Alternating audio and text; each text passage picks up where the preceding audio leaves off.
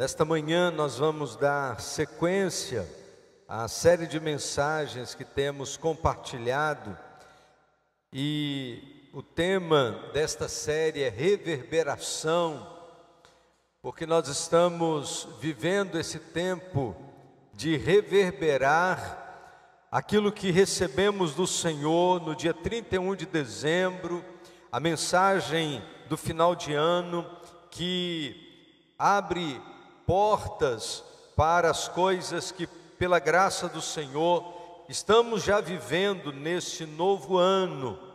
E a mensagem reverberação, ou a série, reverberação, ela tem como pano de fundo a visão de Ezequiel no capítulo 37.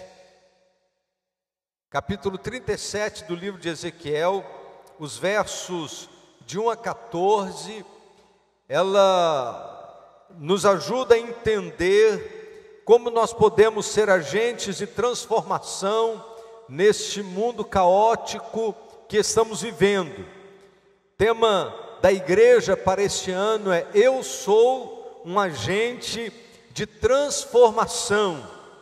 E Ezequiel capítulo 37, de 1 a 14, diz assim: a mão do Senhor veio sobre mim, e o Espírito Santo, ou o Espírito do Senhor, me levou a um vale cheio de ossos. E ele me conduziu por entre os ossos que cobriam o fundo do vale, espalhados por toda parte e completamente secos. Então ele me perguntou: filho do homem, acaso esses ossos podem voltar a viver? Respondi: ó Senhor soberano, tu o sabes, ou só tu o sabes. Então ele me disse: profetize a esses ossos e diga: ossos secos, ouçam a palavra do Senhor. Assim diz o Senhor soberano: soprarei o meu espírito e os trarei de volta à vida. Porei carne e músculo em vocês e os cobrirei com pele. Darei fôlego a vocês e voltarão à vida. Então saberão que eu sou o Senhor. Assim anunciei essa mensagem como ele me havia ordenado. De repente, enquanto eu profetizava, ouviu-se em todo o vale o barulho de ossos batendo uns contra os outros, e os ossos de cada corpo estavam se juntando. Então, enquanto eu observava, músculos e carne se formaram sobre os ossos. Em seguida, pele se formou para cobrir os corpos, mas ainda não respiravam. Então ele me disse: filho do homem, profetize aos ventos, anuncie-lhes uma mensagem e diga: assim diz o Senhor soberano, ó fôlego, venhas dos quatro ventos, sopre nesses corpos mortos, para que voltem a viver. Anunciei a mensagem como ele me havia ordenado, e o Espírito entrou nos corpos. Todos eles voltaram à vida e se levantaram e formavam um grande exército. Então ele me disse: filho do homem, esses ossos representam todo o povo de Israel. Eles dizem: tornamo-nos ossos velhos e secos. Não há mais esperança, nossa nação acabou. Portanto, profetize para eles e diga: assim diz o Senhor soberano, ó meu povo, eu abrirei sepulturas do exílio e os farei sair delas. Então os trarei de volta à terra de Israel. Quando isso acontecer, meu povo, vocês saberão que eu sou o Senhor, soprando o meu espírito em vocês e voltarão a viver, ou soprarei o meu espírito em vocês e voltarão a viver, e eu os trarei de volta para a sua terra. Então saberão que eu, o Senhor, falei e cumpri o que prometi. Sim, eu, o Senhor, falei. Iniciamos há 3 domingos atrás esta série de reflexões sobre esta mensagem, esta visão de Ezequiel. E na primeira mensagem nós compartilhamos que para ser um agente de transformação é preciso ser movido pelo Espírito Santo. Usando a primeira expressão desse texto, quando a Bíblia diz: o Espírito do Senhor me fez sair, o Espírito do Senhor me levou. E nós compartilhamos que para sermos agente de transformação, nós precisamos permitir que o Espírito Santo nos conduza, sejamos movidos pelo Espírito Santo. Na mensagem do domingo passado, nós compartilhamos do segundo momento dessa visão. E dissemos que para ser agente de transformação, é preciso ter coragem para ir a lugares improváveis. E diz a palavra de Deus que o Espírito do Senhor não levou Ezequiel para um lugar muito agradável. O Espírito do Senhor não levou Ezequiel para um lugar confortável. O Espírito do Senhor levou Ezequiel para o vale de ossos secos. E se nós queremos ser agente de transformação, precisamos ter coragem de permitir que Deus nos leve a lugares improváveis e a perceber as necessidades que estão à nossa volta, para que de fato possamos suprir estas necessidades. Nesta terceira mensagem da série, nós vamos focar a nossa atenção no profeta. A nossa atenção agora volta-se para Ezequiel. E a mensagem desta manhã tem o seguinte tema: para ser agente de transformação, é preciso agir com o coração cheio de fé. Verso de número 3, diz assim: então ele me perguntou: filho do homem, acaso esses ossos podem voltar a viver? Respondi: ó Senhor soberano, só tu o sabes. Quando Deus fez a pergunta ao profeta, se na sua perspectiva, ele imaginava a possibilidade daqueles ossos secos voltarem a viver, Ezequiel preferiu dar uma resposta cautelosa. Ezequiel preferiu dizer: Senhor, só tu sabes. O que esta parte da visão esclarece é que para fazer uma obra, o Senhor espera de nós alguma demonstração de fé. Ele nos desafia e quer que acreditemos nele, nas possibilidades dele. Às vezes nós ficamos assim, meio em cima do muro, diante dos desafios, olhando para as nossas possibilidades, e às vezes as nossas impossibilidades nos imobilizam, porque nós achamos tão difícil, enxergamos com tanta facilidade os obstáculos. Quando Ezequiel disse: só tu sabes, Ezequiel está dizendo: aos meus olhos não dá, mas o Senhor conhece todas as coisas, o Senhor sabe de todas as coisas. Isso significa que na restauração, Deus vai entrar com a maior parte, mas eu e você precisamos entrar com fé naquilo que Deus pode fazer. É Ele que faz, mas a gente precisa acreditar. A gente precisa dizer: Senhor, só tu sabes. O Senhor sabe que podes, o Senhor sabe aquilo que podes fazer, e eu creio que tu sabes, e para mim isso é suficiente. Ossos secos, ouvi a palavra do Senhor. Esta é a parte da visão que marca o ponto de virada. É o momento da visão de Ezequiel que define a mudança da situação em que ele estava vivendo. E certamente, neste momento, a gente precisa lembrar daquilo que acontece no coração do profeta. Para viver aquela experiência, ele precisava crer no poder da palavra de Deus. É preciso crer no poder da palavra de Deus.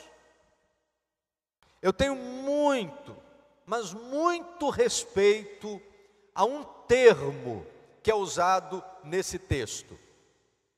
Eu tenho muito respeito ao termo profetizar. Falo desse assunto nesta manhã com muito temor e tremor. Próximo dia 22, eu vou completar 35 anos de ministério. E eu não me lembro de ter dito a expressão que tem viralizado nesse tempo. Eu profetizo. E por que a expressão eu profetizo não é uma expressão comum nos meus lábios? Na verdade, a expressão eu profetizo tem sido muito banalizada no tempo em que estamos vivendo. E eu vou citar algumas profecias que são muito comuns nos nossos dias. Por exemplo, eu profetizo que São Gonçalo pertence ao Senhor. Você já ouviu isso? Eu já ouvi várias vezes. Mas a pergunta é: São Gonçalo pertence ao Senhor? Será que de fato São Gonçalo pertence ao Senhor, a despeito de tantas profecias que têm sido feitas nesse sentido? Eu profetizo que o Brasil está livre da corrupção. Já ouviu essa profecia? Eu já ouvi um monte. O Brasil está livre da corrupção, em todos os níveis de poder? Infelizmente, não. Eu profetizo que haverá prosperidade na sua empresa. Eu profetizo a cura do câncer. Eu tenho visto muita gente se decepcionando por causa de determinadas profecias. Gente com câncer e gente responsável vai lá fazer visita e declara profeticamente: eu profetizo que você está curado em nome de Jesus. Vivi essa experiência dentro da minha própria família. Gente irresponsável que fala apenas para massagear o ego do doente, mas que não tem autoridade de Deus para falar o que estão falando. Talvez você tenha ouvido recentemente essa profecia: eu profetizo que nenhum crente vai morrer de coronavírus. Você se lembra? Viralizou essa profecia: nenhum crente vai morrer de coronavírus no Brasil, porque as igrejas vão ficar abertas, minhas igrejas vão ficar abertas. Irresponsabilidade. Sempre que há uma profecia,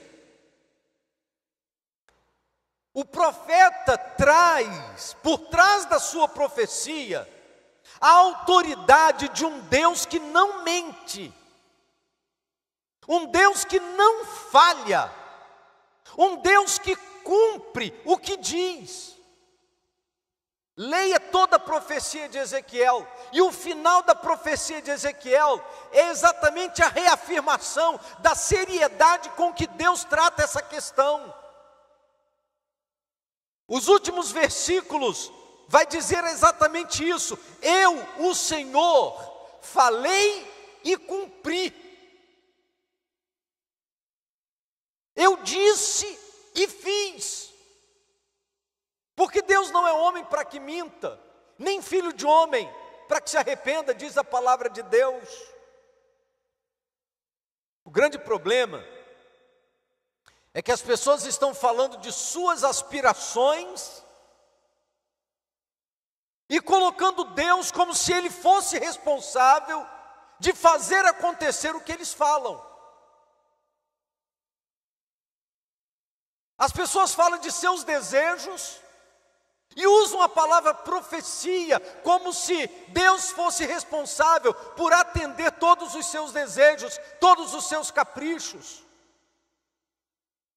Eu prefiro usar outras expressões como clamar, suplicar, pedir, quebrantar, humilhar, e deixar que Deus faça segundo a sua vontade para o louvor da sua glória.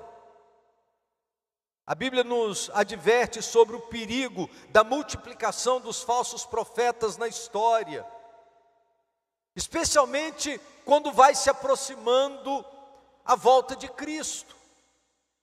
Nós não podemos esquecer da expressão de Jesus, em Mateus capítulo 7. Jesus diz claramente: muitos me dirão naquele dia: Senhor, não profetizamos nós em teu nome? E em teu nome não expulsamos demônios? E em teu nome não fizemos muitas maravilhas?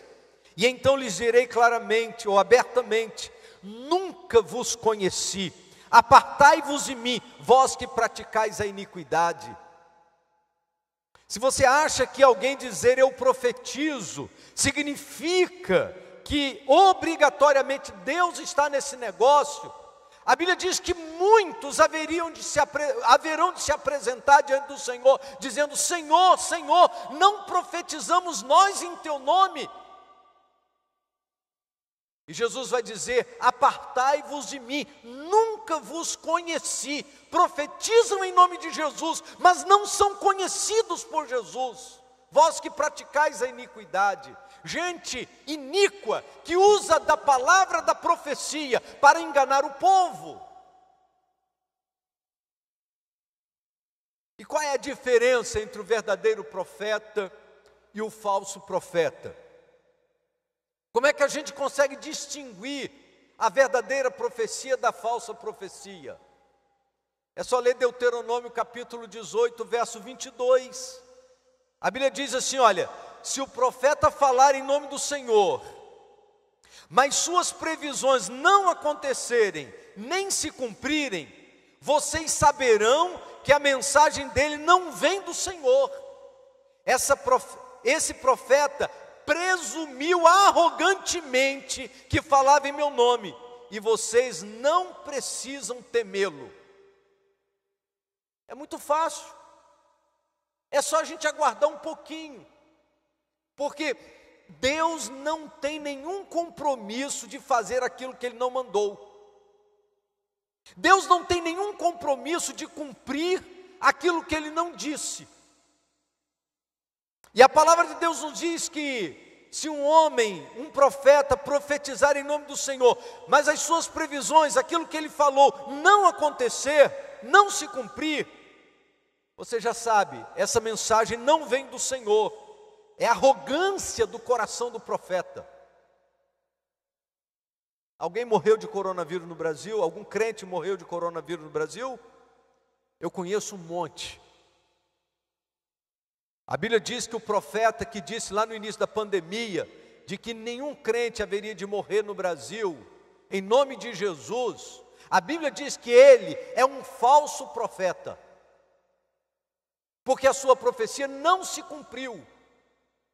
Deus não mandou ele falar o que falou.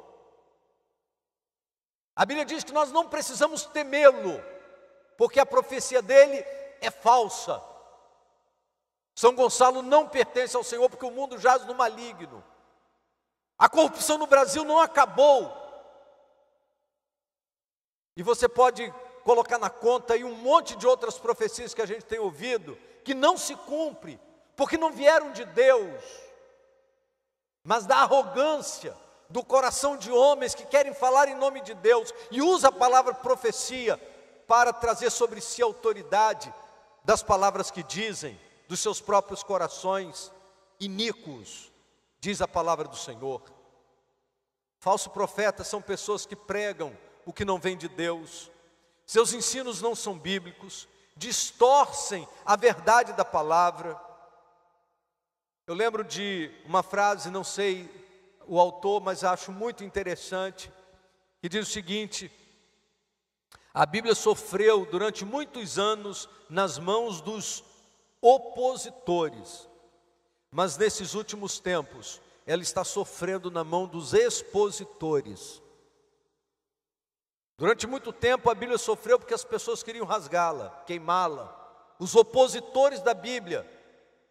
Mas hoje ela está sofrendo na mão dos expositores, que distorcem a verdade para atender às arrogâncias dos seus próprios corações. O apóstolo Paulo nos adverte sobre o perigo de desprezar a verdade. 1 Tessalonicenses capítulo 5, os versos 20 e 22, Paulo diz assim: não desprezem as profecias, mas ponham à prova tudo que é dito, e fiquem com o que é bom, mantenham-se afastados de toda forma de mal. Não é porque falou que você tem que acreditar logo de imediato, porque as pessoas se utilizam da sua boa fé, as pessoas se utilizam da sua crença. E aí, se alguém fala assim, eu profetizo em nome de Jesus, já vai um bando de gente acreditando, porque ele profetizou em nome de Jesus, e não faz como os bereanos, não vai pesquisar na palavra de Deus, para ver se aquilo tem fundamento bíblico. A gente precisa ser como os bereanos, não podemos ser levados de qualquer jeito. Quando Paulo fala sobre os dons espirituais na carta aos Romanos, capítulo 12, verso de número 6, ele diz assim: Deus deu em sua graça, Ele nos concedeu diferentes dons. Portanto, se você tiver a capacidade de profetizar, faça-o de acordo com a proporção da fé que recebeu. Aí sabe o que os falsos profetas fazem? Eles jogam a culpa da falta de fé no alvo da profecia e não neles. Invertem as coisas. A palavra de Deus diz que quem tem fé é quem profetiza. Mas tem um monte de profeta aí colocando a culpa da falta de fé nos outros. Mas o que Paulo diz é que a falta de fé é do profeta. Por outro lado, há muito engano em nome de Deus. Romanos 16, o apóstolo Paulo escreve assim: e agora, irmãos, peço-lhes que tomem cuidado com aqueles que causam divisões e perturbam a fé, ensinando coisas contrárias ao que vocês aprenderam. Fiquem longe deles. Esses indivíduos não servem a Cristo, nosso Senhor, mas apenas aos seus próprios interesses, e enganam os inocentes com palavras suaves e bajulação. Quando nós nos deparamos com esse tipo de situação, o que a gente precisa fazer? A gente precisa voltar à palavra de Deus. E o texto da visão do profeta Ezequiel vai nos ensinar isso. No verso de número 4 diz assim: então ele me disse, profetize a esses ossos e diga, ossos secos, ouçam o quê? Ossos secos, ouçam a palavra do Senhor. Não era a palavra do profeta Ezequiel. Ossos secos, ouçam a palavra do Senhor. Não adiantava Ezequiel se arvorar e dizer, olha, eu estou cheio de autoridade para falar a você, osso seco, levanta daí. Ezequiel diz, ossos secos, ouçam a palavra do Senhor. A determinação de Deus para o profeta não foi para ele usar de sua própria autoridade.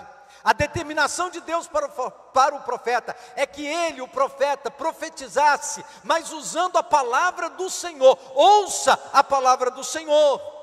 Verso 5 e diante. Assim diz o Senhor soberano. É o Senhor que diz, soprarei o meu espírito e os trarei de volta à vida. Porei carne e músculo em vocês e os cobrirei com pele. Darei fôlego a vocês e voltarão à vida. Eles saberão que eu sou o Senhor. Assim anunciei a mensagem. A mensagem do profeta estava presa àquilo que Deus havia mandado ele falar. Assim anunciei a mensagem, como ele me havia ordenado. De repente, enquanto eu profetizava, ouviu-se em todo o vale um barulho dos ossos batendo uns nos outros, e os ossos de cada corpo estavam se juntando. Enquanto eu observava, músculos e carne se formaram sobre os ossos. Em seguida, pele se formou para cobrir os corpos, mas ainda não respiravam. Então ele me disse, filho do homem, profetize aos ventos, anuncie-lhes uma mensagem e diga, assim diz o Senhor soberano, ó fôlego, venha dos quatro ventos, sopre nesses corpos mortos para que voltem a viver. Tudo que Ezequiel estava fazendo era direcionado por Deus. A profecia não era produto do seu coração, da sua vontade, mas era produto da palavra de Deus através da sua vida. O profeta Ezequiel não falou de suas convicções. O profeta Ezequiel não falou de suas aspirações. O profeta Ezequiel não falou de probabilidades. Na verdade, a resposta do profeta Ezequiel para Deus foi: só tu sabes, só tu sabes. A sua profecia era pura obediência. A sua profecia era uma inteira submissão à palavra do Senhor. Era uma confiança inabalável na seriedade da palavra do Senhor. A profecia de Ezequiel foi: ossos secos, ouçam a palavra do Senhor. Ezequiel não deveria inventar nada, somente dizer o que recebeu do Senhor. Então ele me disse: profetize a esses ossos secos e diga: ossos secos, ouçam a palavra do Senhor. Sabe o que isso significa? Que para o profeta, a palavra do Senhor deve ser suficiente. Nada além da palavra do Senhor. Sabe por que nesse tempo que estamos vivendo, está havendo muito engano nesta área? Porque as pessoas estão profetizando o que não está na palavra do Senhor. As pessoas estão falando de suas aspirações. E é muito comum a gente ouvir as pessoas dando explicações, dizendo: pode profetizar dos seus desejos. Mas eu não sei aonde eles encontraram na Bíblia essa possibilidade. Deve ser suficiente para nós aquilo que está na palavra do Senhor. E é na palavra do Senhor que deve se estabelecer tudo que falamos. Por que eu devo confiar na palavra do Senhor? Deus cria através do poder da sua palavra. Hebreus 11, verso 3 diz assim: pela fé entendemos que os mundos, pela palavra de Deus, foram criados, de maneira que aquilo que se vê não foi feito do que é aparente. Os mundos foram criados pela palavra do Senhor. Não há nada mais poderoso do que a palavra de Deus. A palavra de Deus fez vir à existência daquilo que não existia, todas as coisas. E a Bíblia diz que aquilo que se vê não foi feito do que é aparente. Deus não se utilizou de nenhuma matéria-prima para fazer o que fez. Todas as coisas foram feitas pelo poder da sua palavra. Deus cura através da palavra. Salmo 107, versos 19, 20 e 21 diz assim: em sua aflição clamaram ao Senhor, e Ele os livrou de seus sofrimentos. Enviou sua palavra e os curou, e os resgatou da morte. Que louvem o Senhor por seu grande amor e pelas maravilhas que fez pela humanidade. É pelo poder da sua palavra. Deus salva pelo poder da sua palavra. João 1,14, o verbo se fez carne e habitou entre nós. Vimos a sua glória como a glória do unigênito do Pai, cheio de graça e de verdade. Jesus veio, o verbo encarnou-se, cheio de graça, cheio de verdade. É a palavra viva de Deus, capaz de salvar o homem de seus pecados. Se você for às Escrituras, encontrará os recursos que você precisa para entender as necessidades deste mundo que está em caos e desesperança. Mas você precisa ir à palavra. O salmista, ele descreve a sua relação com a palavra, e ele diz assim: a minha alma se consome de tristeza, fortalece-me segundo a tua palavra. O que não consome a minha vida é a certeza de que a palavra de Deus me fortalece. É o que diz o salmista. Ele acrescenta no Salmo 119, verso 50: isto é a minha consolação na minha angústia, que a tua promessa me vivifica. Ou a palavra de Deus nos vivifica, ou a palavra de Deus nos coloca de pé. Ô querido, não vai ser material de autoajuda que vai te resolver, não. É a palavra de Deus. Para o crente vale aquilo que está escrito na palavra de Deus.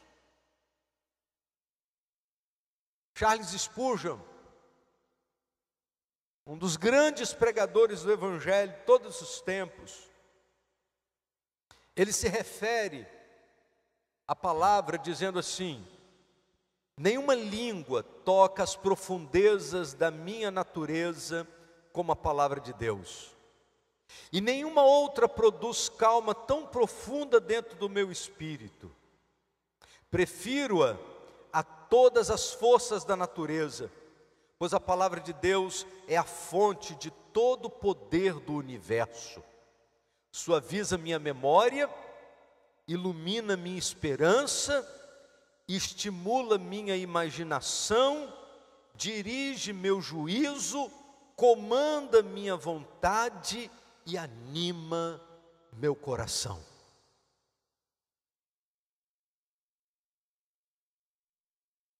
Suaviza minha memória, ilumina minha esperança, estimula minha imaginação, dirige meu juízo, comanda minha vontade e anima meu coração. É por isso que diante daqueles ossos secos e da pergunta de Deus ao profeta: você acha que isso pode mudar, esse quadro pode mudar? O profeta diz: Senhor, tu sabes.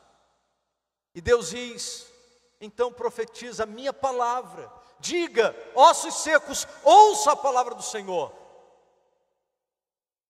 Ezequiel não tinha uma mensagem para aqueles ossos secos. Deus tinha uma mensagem para aqueles ossos secos. Quando nós olhamos para esse mundo, a gente olha assim, diz: não tem esperança. Não há esperança. O mundo vai de mal a pior. Quando a gente pensa que as coisas vão se ajeitar de um lado, de repente desmonta do outro. Quando as coisas começam a acertar num canto, desmonta do outro. Talvez a gente esteja como Ezequiel, olhando para aquele vale de ossos secos e dizendo: olha, não tem esperança. Até que a gente ouve Deus dizendo para o profeta: ouvi a palavra do Senhor. Diga para esses ossos secos: ouvi a palavra do Senhor. E é pelo poder da palavra de Deus que as coisas mudaram na vida do povo de Israel. Eu gostaria só de lembrar nesta manhã uma coisa importante. Ezequiel, ele não foi levado fisicamente a um vale de ossos secos, ele não foi levado fisicamente a um cemitério, ele teve uma visão. E a visão de Ezequiel era uma visão que mostrava como Deus enxergava o povo de Israel. Deus olhava o povo de Israel como um vale de ossos secos. Deus faz Ezequiel ver com os seus olhos. E agora Deus manda Ezequiel profetizar ao povo, para dizer ao povo: olha, vocês não vão permanecer assim, eu os trarei de suas sepulturas, eu vou tirar vocês do exílio, vou trazê-los a essa terra, e quando eu fizer todas essas coisas, e vocês tiverem esperança de novo, vocês saberão que eu, o Senhor, o disse e eu fiz, porque eu sou o Senhor. O caos da nossa sociedade, ele pode ser revertido pela pregação do Evangelho. Nós fazemos muitas ações como igreja. Ações que envolvem acolhimento, ações que envolvem ajuda, ações que envolvem cestas básicas, ações que envolvem atenção ao pobre, ao necessitado. Nós temos muitas ações, seja através do Ministério de Ação Social, seja através do Radical, enfim, através de vários ministérios que tentam amenizar o sofrimento e a dor das pessoas que estão à nossa volta. Mas toda comida que a gente dá, todo pão que a gente produz, tudo que a gente oferece é paliativo. O que muda a realidade das pessoas é quando elas ouvem a palavra do Senhor, porque só a palavra do Senhor é capaz de transformar as realidades.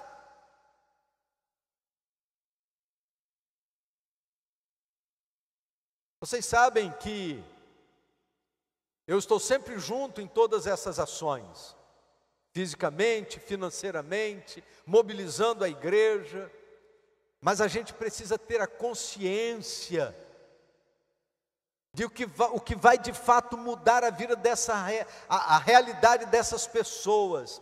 É o poder da palavra do Senhor, é a palavra de Deus alcançando seus corações, para que eles possam ter dignidade. Dignidade começa com espiritualidade. Porque a espiritualidade, ela não enche só o estômago. A espiritualidade enche o coração, a alma, traz nova perspectiva de vida, traz um novo frescor.